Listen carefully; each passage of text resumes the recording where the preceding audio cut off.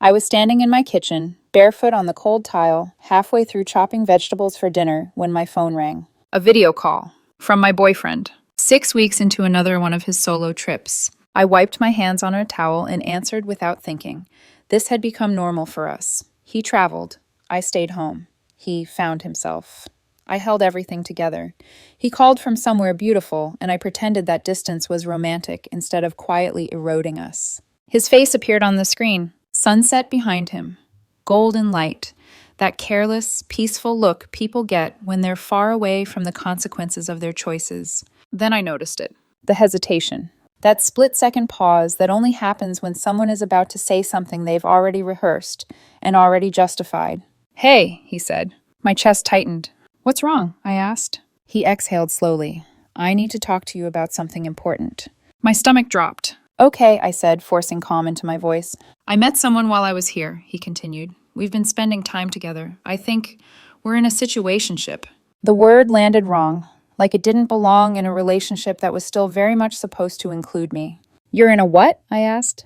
"It's not exactly dating," he rushed. "It's complicated. We have this deep connection. I still love you, but I also have feelings for him. I wanted to be honest about my journey." My fingers tightened around the knife. Honest. He said it like it was a virtue. Like honesty erased betrayal. "Not complicated anymore," I said quietly. He frowned. "What?" "We're done." Silence stretched between us. "You're breaking up with me?" he asked, shocked. "After everything? Because I told you the truth?" "You told me you're seeing someone else," I replied. "That's not a journey. That's a choice." I ended the call. Blocked his number. Stood alone in my kitchen, staring at half-chopped vegetables, my heart pounding in the sudden stillness. And then I started packing his things. I met him 3 years earlier, in a season of my life that felt steady enough to trust. Not exciting, not dramatic, just solid. We were introduced through mutual friends at a small gathering. Nothing cinematic, no instant fireworks. He made a dry joke about the playlist. I laughed harder than it deserved. We ended up talking in the corner of the room while everyone else drifted in and out, and by the end of the night, it felt strangely natural to keep the conversation going outside, then down the block, then into the early hours. He was charming in a quiet way, thoughtful, curious, the kind of man who listened just enough to make you feel chosen. He asked questions and waited for the answers, remembered small details, brought them back weeks later like proof he'd been paying attention. I didn't fall fast. I fell carefully. That mattered to me. I'd learned the cost of rushing, of mistaking intensity for safety. With him, things unfolded at a pace that felt intentional. Dates turned into routines, routines turned into habits. Habits turned into a shared life that didn't announce itself loudly, but existed in the background like furniture you stop noticing because it's always been there. He moved into my apartment about 2 years in. Not officially at first. A few nights a week. Then most nights. Then one day I realized his toothbrush had a permanent place in the cup and his clothes took up more than one drawer. We never had a formal conversation about rent. He sent money sometimes. Cash, Venmo, casual. I didn't push. It felt unromantic to quantify something that felt mutual. The lease stayed in my name. It had always been that way. I'd lived there 4 years already. Built my routines there. Learned which floorboards creaked, which windows stuck in winter. It was my place before him. But when he moved in, I let it become ours. Slowly. Quietly. Without ever thinking I'd need to protect myself from the person sharing my bed. Looking back, there were signs. He loved the idea of freedom more than the responsibility that came with it. Talked often about travel, about finding himself, about needing space to grow. I admired that at first. Thought it meant depth, independence, courage. When he took his first solo trip, I supported it, encouraged it even, told my friends how proud I was of how adventurous he was, how secure we were, how trust made things possible.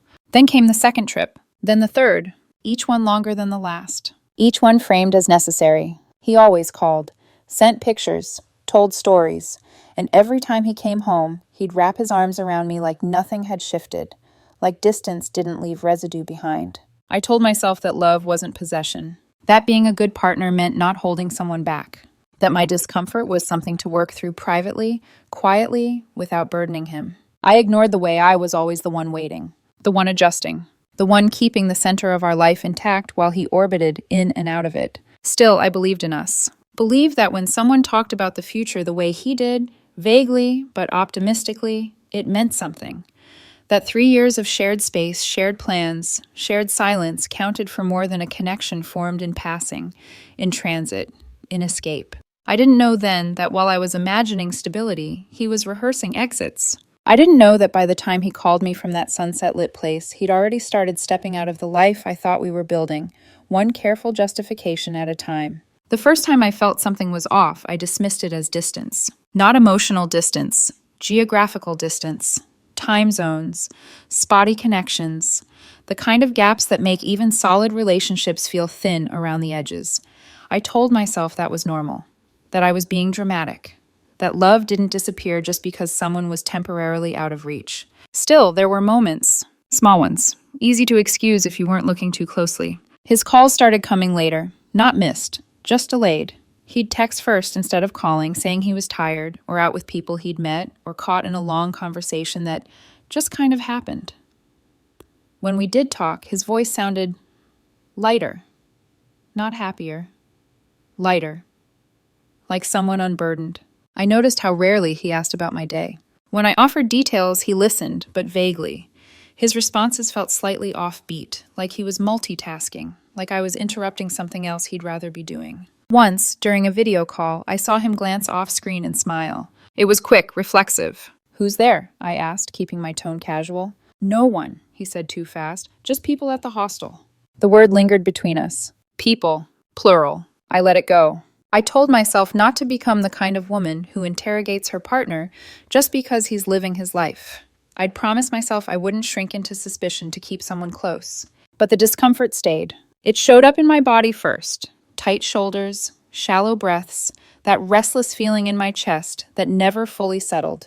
I'd lie in bed at night, staring at the ceiling, replaying conversations, wondering why reassurance suddenly felt like something I had to extract instead of receive. When he posted photos from his trip, he looked different. Not in appearance, but in presence. He seemed fully there in those images, engaged, connected, like someone who belonged exactly where he was. I started noticing what wasn't included. No mention of me, no inside jokes, no references to home. It was as if the version of him that existed with me had been temporarily shelved. Once I asked, "Do you miss me?" He smiled. "Of course I do." But his eyes didn't change. The second warning came in a sentence he didn't realize was a confession. "I feel like I'm really growing out here," he said one night, "like I'm becoming someone new." "Do you think we're growing together?" I asked. There was a pause. "I don't know," he admitted. "I guess that's what I'm trying to figure out." Something cold settled in my stomach. I wanted to ask more, to push, to demand clarity.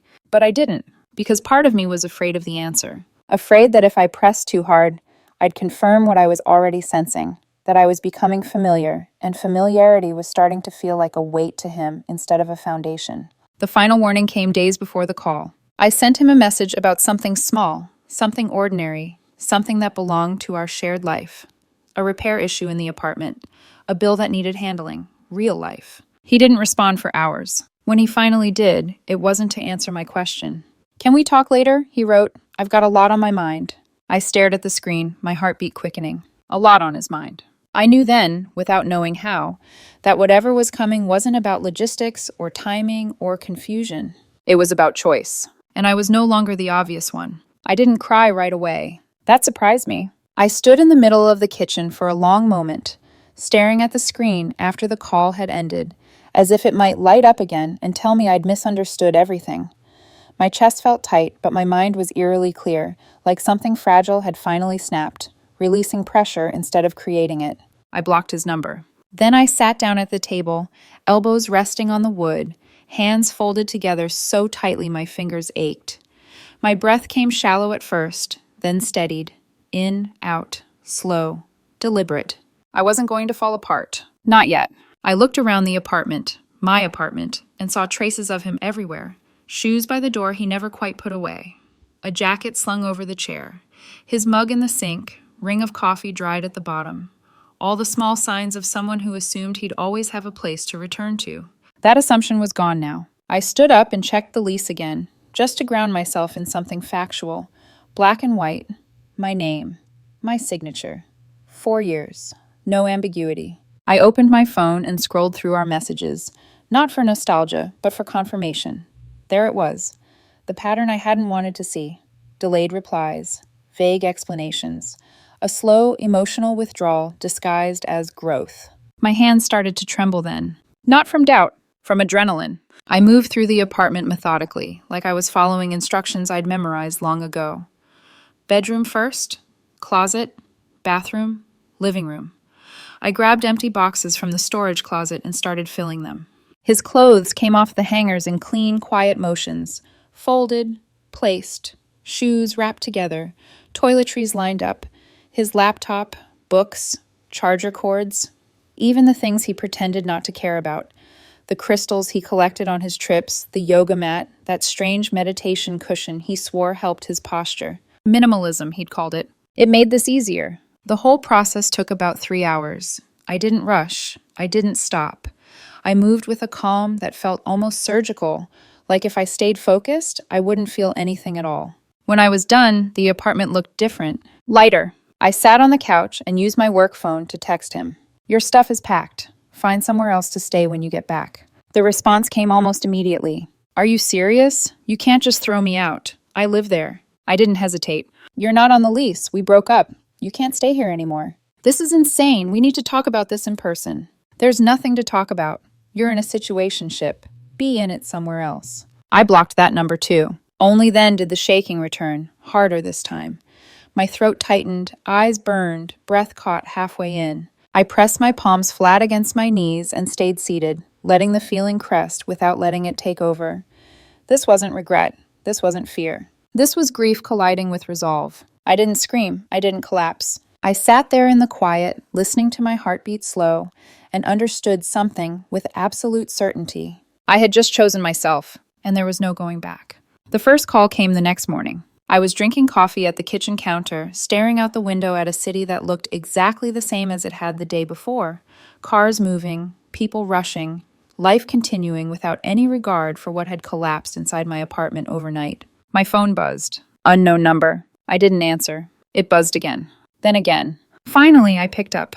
What is wrong with you? A woman snapped. The moment I said hello, I recognized the voice immediately, his best friend. Good morning, I said evenly. She called me crying for 2 hours last night, she continued. She's having a breakdown. Okay, I replied. That silence on the other end told me she hadn't expected that response. That's all you have to say? She demanded. He made one mistake and you just threw him out? One mistake, I repeated. He was honest with you, she shot back. He didn't cheat. It was just a situationship. He was trying to figure things out. He started seeing someone else while we were together, I said. Call it whatever you want. You're so judgmental, she snapped. So traditional. People are allowed to explore their feelings. Great, I said calmly. He can explore them from a different address. He has nowhere to go. He has friends, family, options. You're heartless, she said. He loved you. If he loved me, I replied, my voice steady, he wouldn't have been building another relationship behind my back. She hung up. That evening, his mother called. I hesitated before answering, already knowing how this would go. I don't know you very well, she said, skipping pleasantries, but my son is devastated. He says you threw him out. We broke up, I said. He can't stay in my apartment anymore. He's been living there for a year, she argued. He has rights. He's not on the lease, I replied. There's no written rental agreement. He paid you rent. Sometimes, informally. I don't care how informal it was, she said sharply. You can't just kick him out. I can, I said, and he's welcome to consult a lawyer if he disagrees. Her tone hardened. You're cruel, she said. My son opened his heart to you, and then to someone else. At least he was honest. Do you know how rare that is?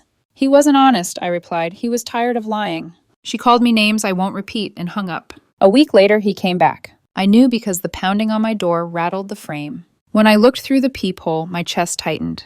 Not with longing, but with recognition. He was standing there with his brother and his best friend, boxes stacked in the hallway. I'd changed the locks that morning. My apartment, my locks. Open the door, he yelled. I know you're in there. I cracked it open with the chain still on. Your things are outside, I said. His face flushed red. You changed the locks? Are you kidding me? My apartment, I replied. His brother stepped forward. This is messed up. Where's he supposed to go? Not my problem anymore. My ex's eyes filled with tears. Please, he said. I was confused. I made a mistake. He doesn't mean anything. I choose you. This isn't your home, I said quietly. His best friend was filming. This is an illegal eviction, she announced. I'm documenting this. Document away, I said. He's not on the lease. They argued, pleaded, threatened. I didn't move. Eventually, his brother started loading the boxes. That night, the video went up online. Captioned, "This is what financial abuse looks like." I didn't respond. The next day, the building manager knocked on my door. Got a complaint about a disturbance, he said. My ex came to get his things, I replied. It got loud. He on the lease? No. Then you're fine, he said. Just keep it down.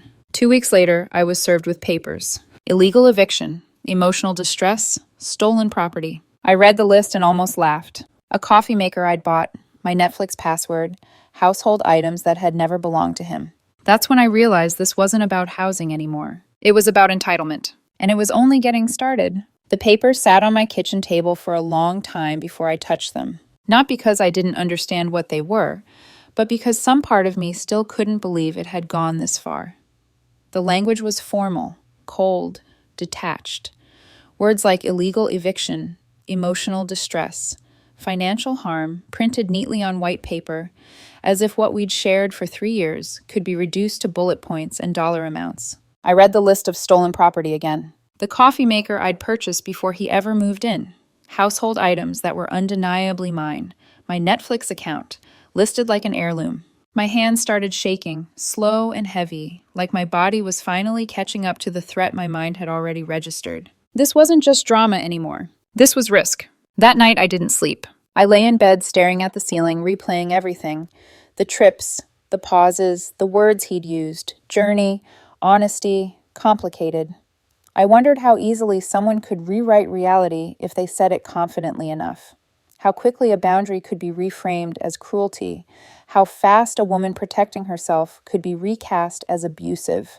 By morning, the quiet strength I'd been running on cracked. Just a little. I sat on the bathroom floor with my back against the tub, arms wrapped around my knees, breathing shallow and fast. My heartbeat felt too loud in the small space, echoing in my ears like a warning siren. What if people believed him? What if this followed me? Into my work, my friendships, my future relationships. I wasn't afraid of losing him. I was afraid of losing control of my own narrative. When I finally called a lawyer, my voice shook despite my effort to keep it steady. I explained everything. The lease, the payments, the breakup, the confrontation. He listened quietly. Then he said, "This is pretty frivolous." I blinked. "What? You have the lease?" he asked. "Yes, just my name." "Written rental agreement?" "No." "Regular documented payments?" "No, just sporadic Venmo transfers." He exhaled. "That's not enough to establish tenancy. This will likely be dismissed." Relief hit me so hard my vision blurred. But it didn't erase the damage already done. The waiting was its own kind of torture, waiting to see if another letter would arrive, waiting to see if another post would surface, waiting for my phone to ring with another accusation dressed up as concern. His mother started calling weekly, leaving voicemails. "You need to help him get back on his feet. This is your fault. He's struggling because of what you did." Once, she sent me an itemized bill. First month's rent, security deposit, replacement items, therapy copays, a total that felt both absurd and threatening. I forwarded it to my lawyer, who laughed. Actually laughed. But I didn't, because something had shifted inside me. I felt exposed, hyper-aware. Every knock at the door made my chest tighten. Every unknown number sent a jolt through my system. I started double-checking locks, rereading messages, documenting everything. Screenshots, timestamps, call logs. I hated that version of myself. The cautious one, the guarded one. The woman learning how quickly love could turn adversarial. The darkest moment wasn't fear. It was the realization that someone I'd trusted with my life had no problem watching mine unravel, as long as it protected his version of the story. And in that moment, sitting alone in my apartment, surrounded by evidence and silence, I understood something painful and irreversible. This wasn't just about heartbreak anymore. This was about survival. The turning point didn't come with an apology. It didn't come with accountability or self-awareness or even silence. It came with a phone call from a number I didn't recognize on an evening when I was finally starting to feel like my body belonged to me again. I almost didn't answer. Something told me to. "Hi," a man said cautiously. "This is going to sound strange, but we need to talk." "Who is this?" I asked. "I'm the guy he met while traveling." My grip tightened around the phone. "He left his phone at my place," the man continued. "I saw your number. I thought you two had broken up months ago." My pulse slowed. "No," I said, "we hadn't." There was a long pause. That's what I thought, he said quietly, because things weren't adding up. He told me everything. How my ex had said we were basically over. How I was emotionally distant. How the relationship was just paperwork at that point. How he was just waiting for the right time to make a clean break. And then, the man said, he came back and started crying about how you threw him out. That's when I asked why he was acting like it was sudden if you'd already broken up. I closed my eyes. And that's when he admitted he lied, he said, to both of us. My chest felt tight, but not fragile. Clear. He broke up with me, the man added, immediately. That didn't surprise me. What surprised me was what came next. I found his journal, the man said. He left it behind too. A journal? I repeated. Yeah, and you need to see this. Minutes later, my email notification chimed. Photos. Page after page. Handwritten entries detailing a plan. How he needed a backup. How he couldn't afford to be alone. How I was stable. How the new guy was exciting.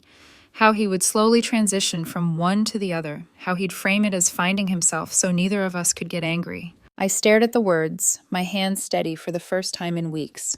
This wasn't confusion. This was strategy. This wasn't a mistake. It was premeditation. I forwarded everything to my lawyer. His response came fast. This is perfect, he wrote. If he ever tries anything legal again, this shuts it down completely.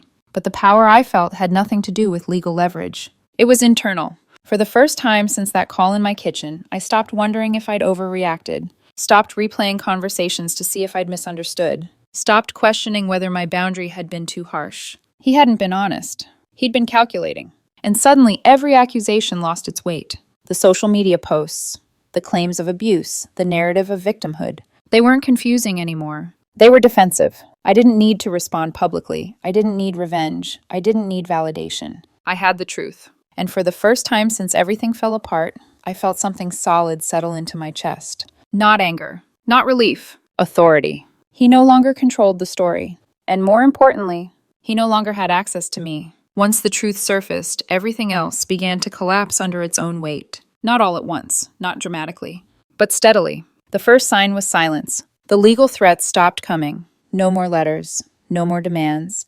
No more frantic attempts to scare me into compliance.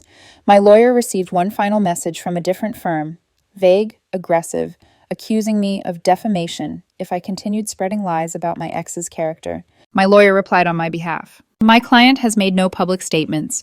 Please provide evidence or cease contact. We never heard from them again. The lawsuit evaporated. The social media campaign sputtered, then stalled.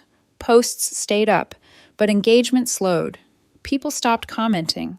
The outrage lost momentum when there was nothing new to feed it. That's how these things die, not with an apology, but with boredom. I heard updates through other people. He'd moved back in with his parents. A small town a couple of hours away. Took a job at a coffee shop. Enrolled in community college classes to reset. The way people rebrand failure as growth when they run out of options. His best friend stopped posting entirely. Then, weeks later, posted something strange. A long rant about how some people are ungrateful, how she'd given everything to support someone who only took and demanded more. It didn't take much imagination to connect the dots. Apparently, he'd stayed with her for a while. It didn't go well. Arguments over rent, over food, over mess, over entitlement. The same patterns, just in a different apartment. That friendship imploded quietly. The call that unsettled me most came from his brother. I'm not supposed to tell you this, he said. Then don't, I replied. He sighed. He's telling people you abused him. My blood ran cold. What? I asked. Not just financially, he continued. Physically. I stood very still, my breath shallow, my heartbeat loud in my ears. I never touched him, I said. I know, his brother replied quickly. I told him that's serious. He backtracked, said emotional abuse counts too, but it's gone too far. I can't be part of it. For days after that, I was hyper-aware. Every interaction, every look, every memory. But the accusations didn't spread. Maybe people didn't believe him. Maybe the truth had already made its way around quietly. Maybe he'd finally realized there were consequences even for lies. The apartment changed too. I repainted, bought new furniture, rearranged everything. I needed the space to stop remembering us, to feel like mine again, not haunted, not shared. I started seeing someone new a couple of months later, slowly, carefully. On our third date, I told him everything. He listened without interrupting. Then he said, "Wait, he called you from the trip to tell you he was seeing someone else?" "Yes." He shook his head. That's Not honesty. That's entitlement. I exhaled. Some days, the trust issues still surfaced. When she traveled for work, when plans were vague, when silence lingered a little too long. He was patient. He understood. That mattered. The fallout wasn't explosive. It was clarifying. I lost a few people who believed his version. I kept the ones who asked questions. Quality over quantity. And for the first time in a long time, my life felt quieter. Not empty. Just mine. It's been 4 months now. Long enough for the adrenaline to fade. Long enough for the noise to quiet down. Long enough for the story to stop replaying itself every time I close my eyes. People still ask if I feel bad, if I regret how I handled it, if I wish I'd been kinder, more patient, more forgiving. The answer is no. He wasn't thrown out. He was asked to leave after we broke up. That's normal. What wasn't normal was expecting me to stay available while he explored another connection, expecting my home to remain his safety net, expecting my love to be unconditional while his loyalty was optional. I didn't destroy his life. He made choices. I responded to them. That's the part people struggle with, especially people who confuse consequences with cruelty. Yes, he's struggling now. Yes, he's anxious. Yes, he's on medication. That's unfortunate, genuinely. But it's not my responsibility to absorb the fallout of someone else's decisions, especially someone who was actively planning their exit while pretending everything was fine. Those journal pages still haunt me sometimes. Not because I miss him, but because of how calculated it all was. How carefully he mapped out the transition. How casually he assigned roles. Stable, exciting, backup. It makes you question what was real. My therapist says that's normal, that discovering manipulation creates a trust injury, not just toward others, but toward your own judgment. Healing isn't about forgetting what happened. It's about learning to trust yourself again. Someone I'm seeing now asked me once if I'd do anything differently. I thought about it. No, I said. The relationship ended the moment he started seeing someone else. I just happened to find out before he finished replacing me. She understood that. That mattered. Forgiveness, I've learned, doesn't mean reopening doors. It doesn't mean reabsorbing harm for the sake of peace. I'm peaceful because I chose myself, not because I excused someone who didn't choose me back. If you're listening to this and you're in a situation where someone is asking you to accept less, calling it growth, or honesty, or complexity, trust your instincts. If someone wants to date other people while keeping you on hold, they're asking too much. You're not required to be someone's backup plan. You're allowed to leave. And if you do, let this be the lesson you carry forward. Boundaries aren't punishments. They're clarity. And choosing yourself isn't cruelty. It's survival.